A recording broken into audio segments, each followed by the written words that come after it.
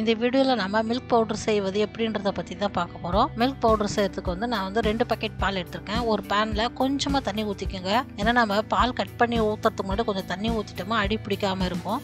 நான் 2 பாக்கெட் பால், அதாவது 1 லிட்டர் பால் எடுத்திருக்கேன். இது மாதிரி ஒரு பேனில் ஊற்றிக்கோங்க. இந்த பால் நம்மளுக்கு நல்லா சுண்டி வரணும். மீடியம் ஃப்ளேமில் வச்சு கலர்கிட்டே இருங்க.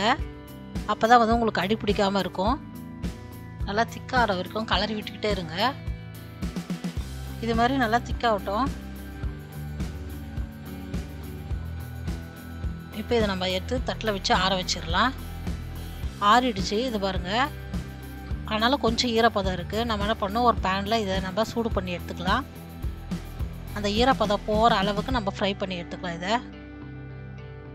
இதை பாருங்கள், நல்லா ஈரப்பதம் போயிடுச்சு.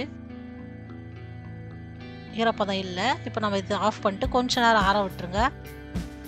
ஆறுனதுக்கு அப்புறமா ஒரு மிக்ஸி ஜாரில் ஒரு 100 கிராம் சர்க்கரை எடுத்து போட்டுக்கோங்க. இதையும் எடுத்து அந்த ஜாருக்குள்ளே போட்டுக்கோங்க. இப்போ இதை நம்ம அரைச்சி எடுத்துக்கலாம். நல்லா ஃபைன் பவுடராக அரைச்சி எடுத்துக்கலாம். பாருங்க, நல்லா தூளாயிடுச்சு. இதை நம்ம ஜெலிச்சு எடுத்துக்கணும். நல்லா ஜெலிச்சு எடுத்துக்கோங்க. இது நல்லா ஜெலிச்சாச்சு, நல்லா பவுடராக வந்துடுச்சு பாருங்கள். இதை நம்ம இதை எடுத்து ஒரு ஏர்டைட் கண்டெய்னரில் போட்டு வச்சுக்கோங்க. இது நம்ம 1 மாதம் வரைக்கும் நல்லா யூஸ் பண்ணிக்கலாம். நல்லா டைட்டாக மூடி எடுத்து வச்சுக்கோங்க. மில்க் பவுடர் ரெடி ஆகிடுச்சு. இந்த வீடியோ பிடிச்சிருந்தா லைக் பண்ணுங்கள், ஷேர் பண்ணுங்கள், சப்ஸ்கிரைப் பண்ணுங்கள். மறக்காமல் பெல் ஐக்கானை கிளிக் பண்ணுங்கள்.